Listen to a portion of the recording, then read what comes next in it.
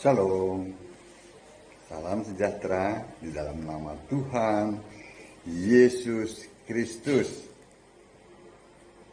Tetap bersama saya, Pendeta Binsar Sianipar, BBS, dari Gereja Alkitab Allah Esa.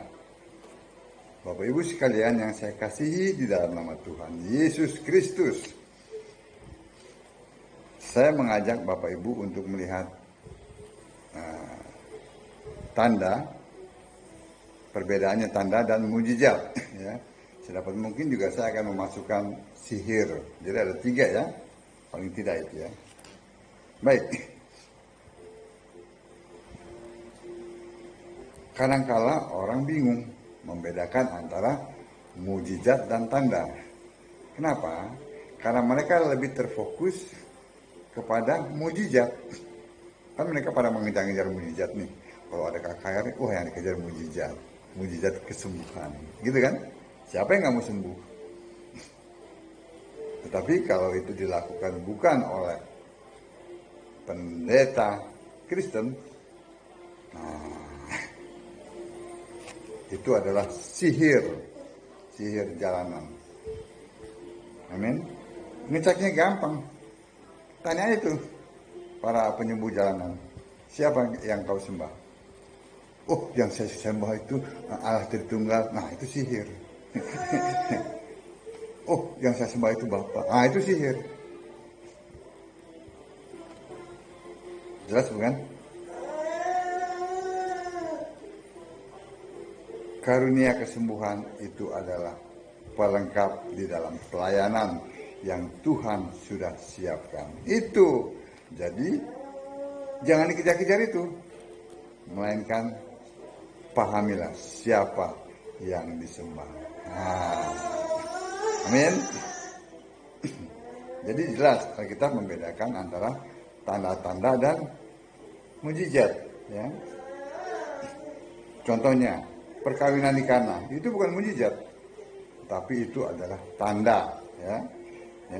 Tanda itu diberikan kepada orang percaya. Ternyata perkawinan di Kana itu, ya, perkawinan orang percaya.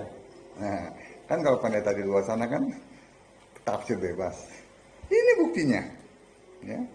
Dalam Yohanes 2 ayat 11, Yesus membuat air tawar menjadi anggur kualitas terbaik. Nah, itu tanda, bukan mujizat.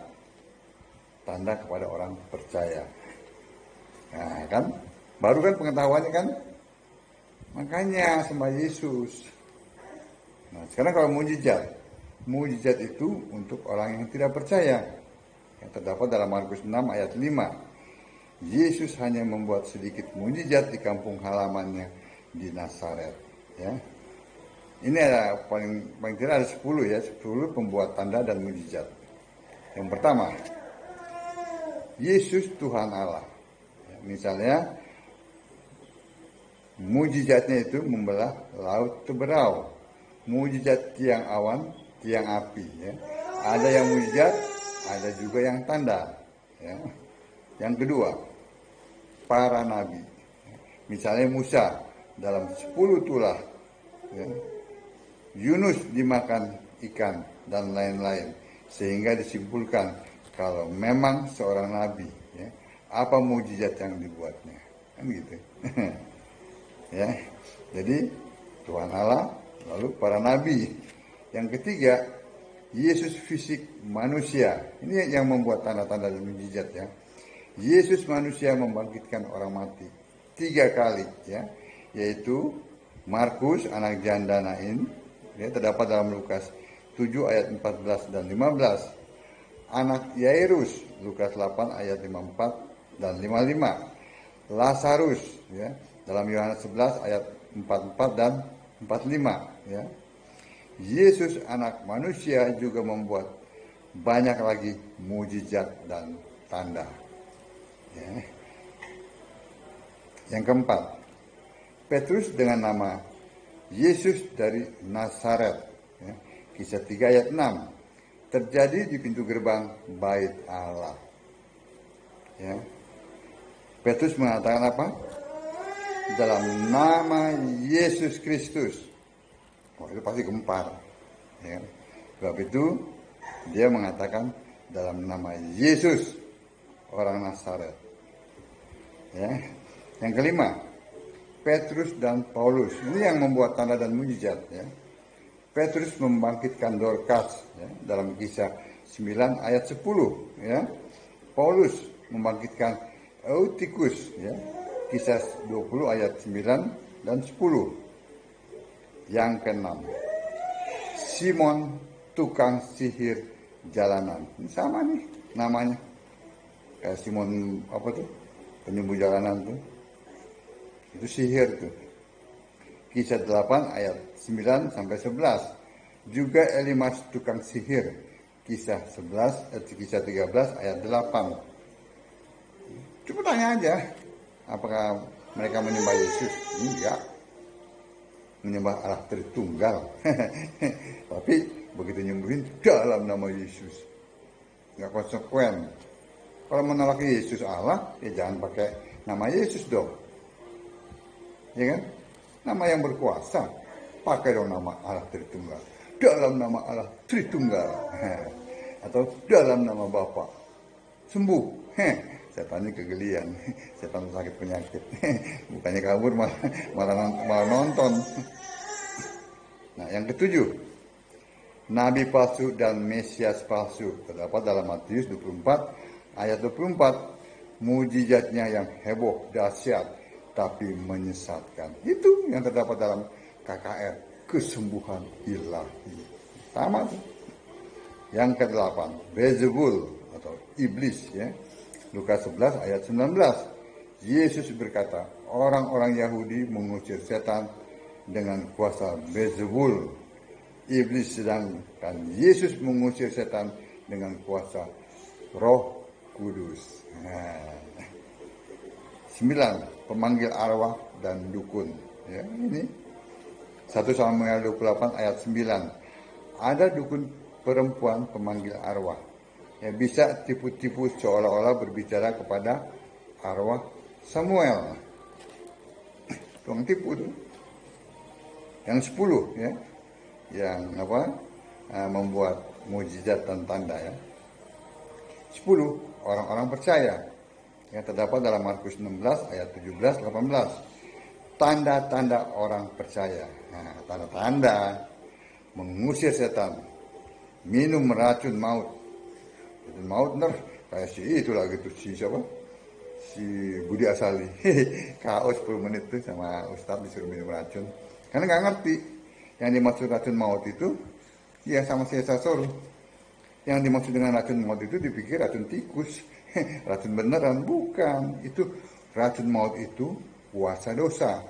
Racun maut, bukan racun tikus, bukan racun ular. Tapi racun maut itu adalah kuasa dosa. Tuh, ya. Sembuhkan orang sakit.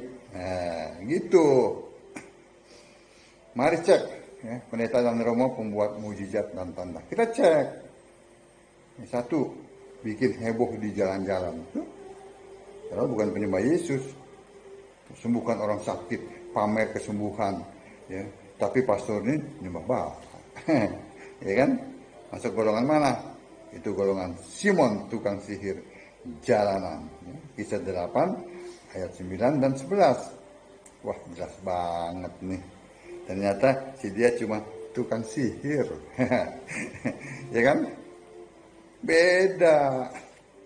Itu yang pertama. Yang kedua, bikin KKR kesembuhan ilahi, bahasa roh. Wah, macam-macam dia tuh, tongking setan, tipu-tipu kesembuhan. Tapi pendetanya masih nyembah Bapa Allah Tritunggal. Jelas kan? Gampang kan? Jadi itu golongan mana? Mesias palsu. Matius 24 ayat 24. Oke? Tuh. Wah, saya sebutin namanya. Malas saya sebutin namanya, bosan. Yang ketiga, pendeta ngaku bolak-balik surga, bisa bikin mujizat, jualan minyak urapan, tapi pendetanya masih menyembah si Bapak. Masuk golongan mana tuh? golongan mujizat dari Beelzebul, iblis. Ya kan? Lukas 11 ayat 19. Itu penetanya yang udah nggak ada. Yang keempat, ini non Kristen, mujizatnya heboh, dahsyat juga, tapi dari keyakinan di luar Kristen. Masuk golongan mana? Golongan Matius 24 ayat 24. Yang kelima, ada kelompok yang lebih dulu memberitakan Injil Kristus yang Alkitabiah, lalu tanpa pamer, tanpa diskenariokan, bisa melakukan banyak tanda dan mujizat. Masuk golongan mana? Ya jelas golongan orang-orang percaya. Ya, terdapat dalam Markus 16 ayat 15, 17, 18. Inilah orang Kristen, domba yang adalah orang-orang benar. Jadi bisa dilihat mujizat, tanda-tanda atau sihir. Dilihat dari mana? Siapa yang disembah. Amin. Jangan terkecoh. Jangan kejar-kejar itu. Apa mujizat-mujizat itu. Tetapi pahamilah siapa sumber mujizat itu. Sembahlah dia. Dia adalah Yesus Kristus, Tuhan Allah satu-satunya, Tuhan yang benar. Amin. Shalom.